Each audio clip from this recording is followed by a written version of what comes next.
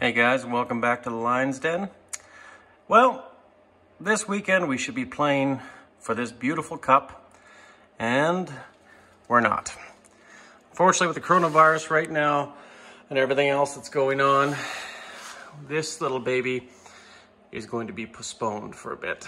So, sadly, I've had to pack everything up, and hopefully within a few months' time, we'll be able to have our tournament again.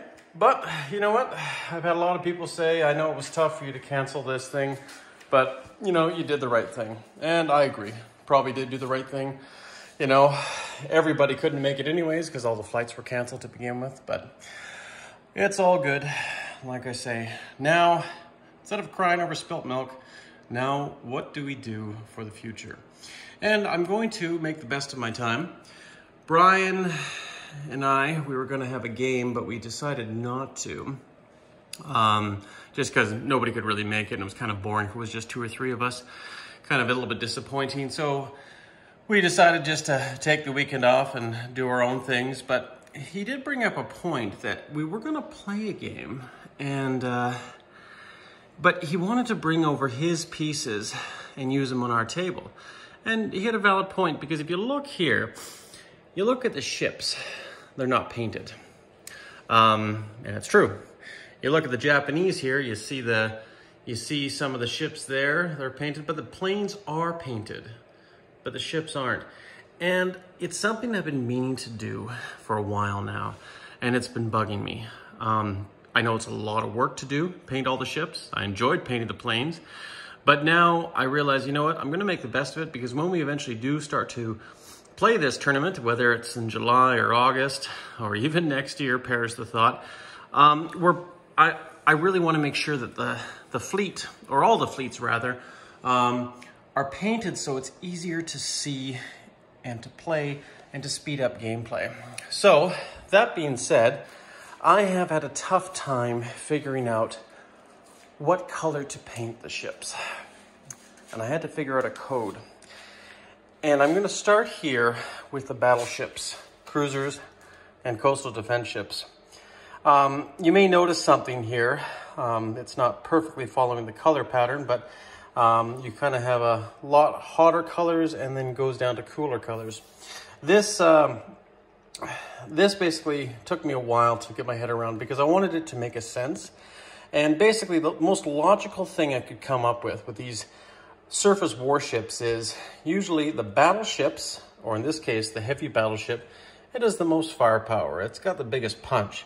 And I figure representing it with red would probably be the best call.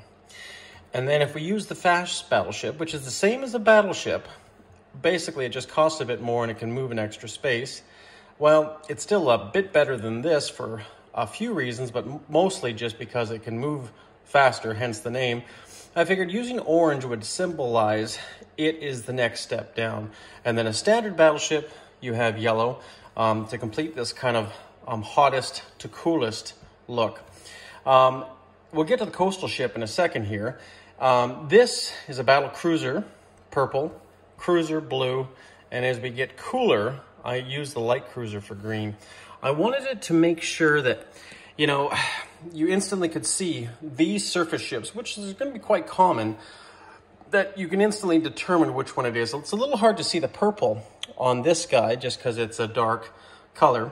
But I was actually going to use pink here in the middle, which I thought, you know what, it's kind of a lesser color, kind of a cooler color, kind of a you know, politically correct name, but kind of a weaker color just because, you know, it's more of a girl's color, or a pussy color as people call it. But ironically though, if you want a bit of a history lesson, pink was actually a male color in the turn of the century. It was actually a dominant color, and blue was actually a feminine color. But once I think Disney and other cultural anecdotes came around, and it started changing to more and more as the century went on. Pink became a girl's color. With the introduction of a Cadillac, a pink Cadillac, blue became a boy's color. Anyways, rambling on there, but just an interesting note. But I decided not to do pink because I realized when I was starting to paint a lot of the coastal defense ships, They were greens and blues and reds and yellows, all sorts of colors for all the different neutral nations. It looked kind of weird with pink and green, pink and blue. So I decided to stick with black, and I actually painted this guy black. And just because it's an older ship, I figured black would represent that. So I came up with this for the heavy hitters, for the surface ships here. And I want to know what you guys think. Did I do right? I think this makes sense. Everybody has or is going to have their different color patterns, but I think this made the most sense for me. If we take a break and we go over to the aircraft carriers, even if you don't need to paint the carriers, because usually it's quite easy to tell light, fleet, and heavy carrier, I still wanted to paint it just to have a color code for all the ships. And I thought, what better to use? Gold, silver, and bronze. Makes sense, you know, you got the big boy, the one in the middle, and the last one. So kind of gold, silver, and bronze. I really couldn't think of anything else because you had those three colors there. So that actually ended up working out pretty good. And you can see a bit of gold, a bit of silver, and a bit of bronze on this German fleet. Now, if we go over here, though, we're going to go down to some of the minor surface ships. You see a destroyer in gray, a torpedo boat destroyer in brown, and a corvette or a destroyer escort, however you want to phrase it. Of course, it's not in black because in the game, I believe only Canadians can do it. So I painted up a Canadian ship, a corvette with pink coloring, figuring that would make sense to use it here because it is kind of the odd man out and only really one nation builds it. So ultimately, I think that worked out the best, still keeping pink in these colors, but making it kind of a lesser one just for that one nation. And I felt gray kind of going along with the cooler colors. Well, a cruiser doesn't have as small of guns as a destroyer, for instance, or a torpedo boat. So the smaller the guns get, the cooler it goes on. And I carried that all the way into the submarines. Because technically you have 3 submarines in this game. You have advanced submarines, regular submarines, and coastal submarines. And once again, it's tough to pick a separate color that's so identifiable. And these ones right here, once again, I used a different gray than the destroyer. And I guess you could call this a lighter brown than the torpedo boat destroyer, and kind of an off green, I think it's a peacock green for this coastal sub. And like I say, you should, once again, will be able to recognize a carrier from a sub. The color coding system is more so for all these surface ships, but I figured if you're going to do it, why not do it for all of them? So I think I came up with a good solution to my ENIGMA problem of the German Navy, this ENIGMA code I was trying to figure out. Last but not least is a transport. Simple, easy, and white. Transport being white, it's pretty defenseless. If we do the attack transports, it's not here represented because actually I don't have them yet. I might do red tips for the mass, maybe even just do a different red altogether. I'm not quite sure, but that's one ship I'm not too worried about right now because it's something that actually I don't have possession of, but I can carry on and work on these ships. It's probably going to take me several weeks, probably even a month to get them all done because there's a lot of ships to paint. But I want to show you what General Hand Grenade was telling me about, and it actually makes so much sense. Just looking at these guys, you can instantly see here on the left, you have a Japanese fleet, and on the right, a Japanese fleet. Very hard to determine right away what all these ships are. You have to look at them and study them. But if you look right here, you can see, okay, there is 4 gray ships, so that's destroyers. 2 light green ones, those are light cruisers. Looks like we got 3 blue ones, and those are heavy cruisers. 2 transports, 2 battleships, which are yellow, and a battle cruiser, which you can see a little bit better, which is purple.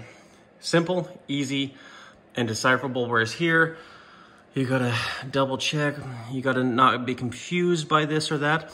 I mean, and technically, you could even take one of these ships, paint it red or blue, and you can still use it as a cruiser if you paint it that color scheme, but it's nice. It just gives it such a nice finished look when you have the same color for all the ships, right? And it just makes more sense. And ultimately, that's my goal for the next month here, just moving forward, to get that finished off. So when we do end up playing this this spring offensive tournament, which might become a postponed summer offensive, then you know what? I'll be excited because I think we'll have a bit better product on the table for all of us to enjoy and play. I've done a few other ones just to show. You have an Italian heavy cruiser right there, and you can see it's really easy to distinguish because the Italians have quite a few ships here in this sea zone. And even the Vuz Turkey battle cruiser, purple. Simple, you know, and it stands out. But yeah, just pan over here and show you the manufacturing I've been building right here. Just trying to get all the ships painted up. You can see all the coastal defense ships, all the colors, painting them. I got a fan here drying them. So yeah, like I say, the room's pretty sparse, but it's getting there. We got more German fleets up over here. And I gotta admit, it's really enjoyable. It's actually really enjoyable painting all these guys. Every time you paint a cruiser or you paint a destroyer, you feel like you've just commissioned that ship for your Navy. You know what I mean? So, you know, and it's actually calming, and I've actually found it really relaxing and really rewarding. But yeah, I'm disappointed about our tournament that we're not having right now. We should be deep into playing probably, oh, I don't know, 1942, 1943, somewhere around there this time tonight. But you know what? It is what it is. And I hope to see you guys all here in the Lion's Den in a few months' time. And ultimately, stay safe, guys. And keep thinking of this game because we're going to have it one way or another. Take care, everybody.